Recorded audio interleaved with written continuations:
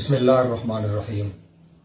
محترم ناظرین، یہ کس قدر تلخ ترین حقیقت ہے کہ بنگلہ دیش میں 3 لاکھ سے زائد پاکستانی گزشتہ 50 برس سے کیمپوں میں پڑے انتہائی قسم پرسی کی زندگی بسر کر رہے ہیں۔ یہ لوگ بنیادی انسانی حقوق سے بھی یکسر محروم ہیں۔ جناب احتشام ارشد نظامی ایک طویل عرصہ سے ان مظلوموں کے بنیادی انسانی حقوق کی جنگ لڑ رہے ہیں۔ آئیے آج کی نشست میں ہم جناب نظامی صاحب سے یہ جاننے کی کوشش کرتے ہیں کہ یہ مظلوم کون ہیں، کہاں سے آئے ہیں اور کیوں بے وطن ہو کر رہ گئے ہیں۔ آئیے یہ تلخ ترین کہانی انہی کی زبانی سنتے ہیں۔ ستار اعوان صاحب، السلام علیکم۔ بہت شکریہ آپ کا اس موضوع پر گفتگو کرنے کے لیے۔ یہ ایک انسانی مسئلہ ہے اور پاکستان کے لیے بہت اہم مسئلہ۔ دیکھیے، جب پاکستان بنا تھا اس وقت مشرقی پاکستان میں بھارت کے اقلیتی صوبوں سے مسلمانوں نے آپشن دیا تھا پاکستان کے لیے، اور وہ وہاں پر آ کر ریلوے کا، جوٹ مل کا اور کاغذ کے کارخانوں کا اور دوسرے نظام حکومت چلانے کے لیے انہوں نے بھرپور کردار ادا کیا۔ اور جب 23 برس کے بعد ہی وہاں پہ علیحدگی کی تحریک چلی تو انہوں نے اس تحریک میں حصہ لینے سے انکار کر دیا، کیونکہ وہ متحدہ پاکستان کے حامی تھے۔ جب پاکستان کے خلاف بغاوت شروع ہو گئی اور عوامی لیگ نے وہاں پہ اسلحے اٹھا لیے پاکستان فوج کے خلاف، تو انہوں نے ان بنگالیوں کا ساتھ نہیں دیا جو علیحدگی پسند تھے، اور یہی ان کا جرم تھا، جس کی وجہ سے 16 دسمبر کے بعد ان کو ان کے گھروں سے، کاروبار سے، نوکریوں سے بے دخل کر کے ان کو کھلے میدانوں میں ڈال دیا۔ اور جب international committee of red cross نے ان میدانوں میں جہاں جہاں وہ رہتے تھے اور ڈال دیا گیا تھا وہاں پہ جھگیاں بنا دی اور وہ کیمپ کی شکل اختیار کر گئی۔ اور جناب اس کے بعد سے آج تک وہ 50 برسوں سے ان کیمپوں میں رہ رہے ہیں، اور اس حال میں رہ رہے ہیں کہ اگر 350-400 فیملی پر کوئی کیمپ مشتمل ہے تو اس میں 5 یا 6 بیت الخلا ہوتے ہیں، اور لائنیں لگا کر ان کو وہ استعمال کرتے ہیں۔ ان کا جرم صرف یہ ہے کہ انہوں نے پاکستان کا ساتھ دیا تھا، پاکستان کے حامی تھے اور متحدہ پاکستان میں ہی رہنا چاہتے تھے۔ بنگلہ دیش بن گیا تو ریڈ کراس نے ان سے پیشکش کی کہ وہ کہاں جانا چاہتے ہیں، پاکستان یا بنگلہ دیش میں ہی رہنا چاہتے ہیں۔ یقیناً انہوں نے پاکستان کا آپشن دیا، اور اس وقت سے آج تک وہ پاکستان آنے کی راہ تک رہے ہیں۔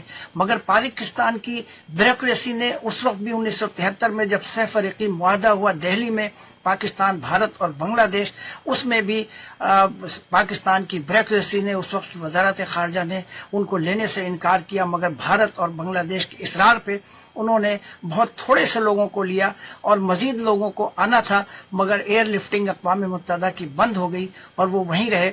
پھر 1988 میں جب پاکستان کی حکومت نے رابطہ عالم اسلامی مکہ بیس سے معاہدہ کیا کہ ان سب لوگوں کو جو کیمپوں میں ہیں، اور اس وقت 2.5 لاکھ تھے، ان کو لینے کا معاہدہ کیا، اور اس سلسلے میں رابطہ ٹرسٹ نے ایک فنڈ بنایا جس میں اس وقت کے مطابق 35 کروڑ روپے انیشیلی ڈالا گیا تھا، اور اس کے بعد بھی مزید پیسے بھی اس میں آئے، اور جو اب بڑھ کر جو سنا گیا ہے کہ 2 سے 3 ارب روپے اس فنڈ میں موجود ہیں، مگر اس معاہدے کے تحت بھی ان کو نہیں لایا گیا۔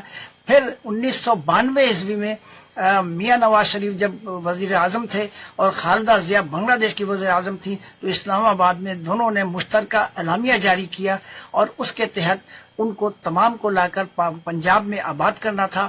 مکانات بھی بنے، میاں چنو میں بھی اور دوسرے شہروں میں۔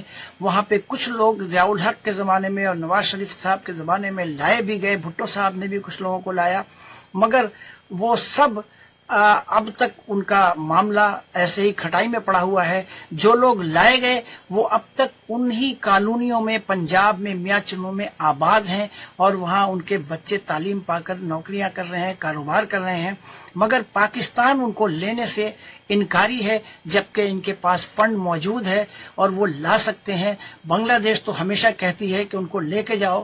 2021 میں بھی بنگلہ دیش کی وزیر اعظم نے بلکہ 2022 میں بھی انہوں نے اپنے اوپر بوجھ قرار دیا ان محصور پاکستانیوں کو. مگر دکھ کی بات یہ ہے کہ پاکستان کے لوگ اور پاکستان کی حکومتیں ان کو بہاری کہہ کر بلاتی ہیں، جبکہ پاکستان کے نام پر وہ لٹ مر گئے اور وہ بالکل ان کی تین جو جنریشن ہے وہ جاہل رہ گئی، وہ تعلیم حاصل نہیں کر سکیں، اور ان کی اب یہ حالت ہے کہ وہ روز مرتے ہیں روز جیتے ہیں.